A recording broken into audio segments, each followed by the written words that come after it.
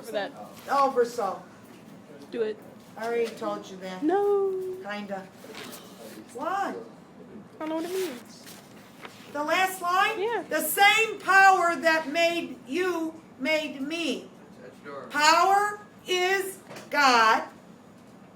Me is the speaker who represents humans. And you is the Redora that symbolizes nature. So, he connects God and man and God and nature by saying God created both. Am I going too fast? No, I can't. And he uses the apostrophe of the you to connect man and nature, the Redora and the speaker. You need that, all three. Those are like old rival of the rose and stuff. Right, but I'm not talking about that. If I ask you how Oh, I the know, I'm last, asking you. but you're changing the subject and you're going to confuse people. Again, listen, if I ask you, I'm trying to help you. If I ask you how the last line illustrates the oversoul, you need to connect man and nature in that last line, and it's not good enough to say that God made both. That proves that God made each of them. You need to say that he uses the apostrophe you talking to the Redora. That's the connection. That's my point. Okay? Does everybody get that? All right. I think I'm done with that whole Emerson stuff.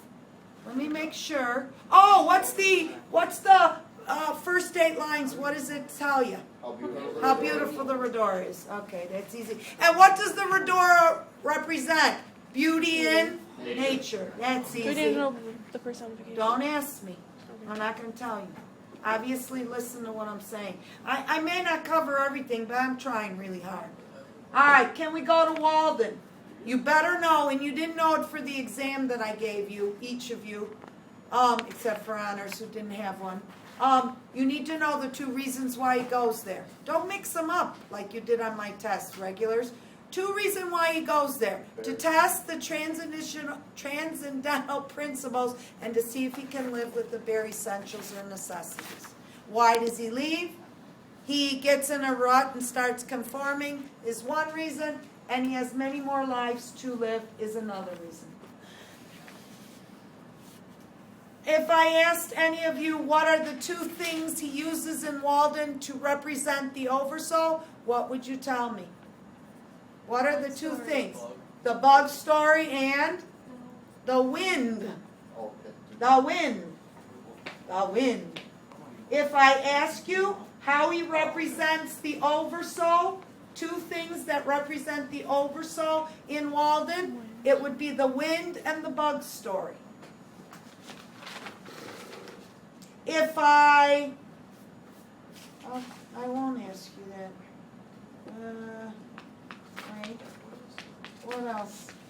That's probably it. Oh, if I asked you what are the 2 lessons you learned from the bug story, it's never too late to change and go after your dream. And if you see someone else struggling to come out of themselves or find their dreams, you should help them. Okay? Mm-hmm. Oh, what are one of the other main ideas? And we talked a lot around this, but what are one main ideas that he expresses in Walden? Simplify your life. Why? Then you can focus on the non-material things and be able to transcend. So in Walden, he emphasized that simplifying life helps a person focus or concentrate on the important things. And we talked around that, and I'm sure you know that. And by ending with the story about the bug at the end of Walden, I said this in class, he's inspiring us to do those 2 things. To never realize it's never too late, and also to help others. But it's inspiring. He wants to end. And we all know that Hawthorne's view of human nature is pessimistic, like Melville, unlike Emerson and Thoreau's views of man is very optimistic or positive. I emphasize that many times, so keep it